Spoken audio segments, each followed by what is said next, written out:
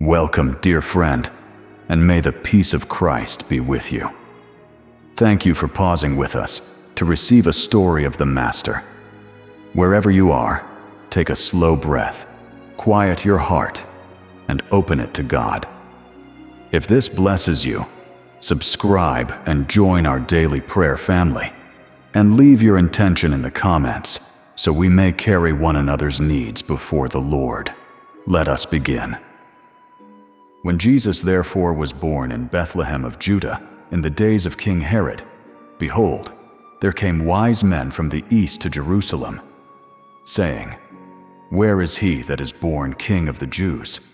For we have seen his star in the east, and we are come to adore him. And Herod the king, hearing this, was troubled, and all Jerusalem with him.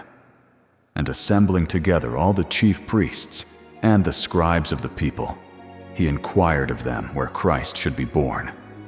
But they said to him, In Bethlehem of Juda, for so it is written by the prophet, And thou, Bethlehem, the land of Judah, art not the least among the princes of Judah. For out of thee shall come forth the ruler, who shall rule my people Israel. Then Herod, privately calling the wise men, inquired of them diligently the time of the star's appearing to them. And sending them into Bethlehem, said, Go, and search diligently after the child. And when you have found him, bring me word again, that I also may come and adore him. And when they had heard the king, they went their way. And behold, the star which they had seen in the east went before them, until it came and stood over where the child was. And seeing the star, they rejoiced with exceeding great joy. And entering into the house, they found the child with Mary his mother. And falling down, they adored him. And opening their treasures, they offered him gifts, gold, frankincense, and myrrh. And having received an answer in sleep, that they should not return to Herod, they went back another way into their own country. Start with what the story does not say. It does not say how many of them there were, and it does not call them kings. It says wise men from the east, foreigners, outsiders, students of the night sky, the last people anyone in Jerusalem would have expected to turn up asking after Israel's newborn king. They had no scriptures and no prophets. They had a light they did not fully understand, and they followed it anyway, for a very long way. God had been speaking to them in the only language they knew how to read.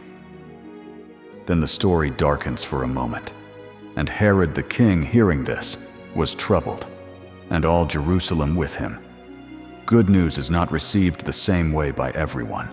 A man whose entire life is built on holding a throne cannot hear about another king as anything but a threat. And notice who is troubled along with him: the whole city. Fear at the top is contagious. There is something in each of us that would rather keep the small kingdom it already has than let a greater one arrive. And that is worth naming honestly this morning. The saddest people in the story are the ones who knew the answer. Herod assembles the chief priests and the scribes, and they reply without hesitation. In Bethlehem of Judah. They had the text. They could give the address. And not one of them made the short walk to go and look. It is entirely possible to be completely correct about God and never once move towards him. The strangers with the incomplete map made the journey. The experts with the exact reference stayed at home. Knowledge that never becomes a journey is just furniture.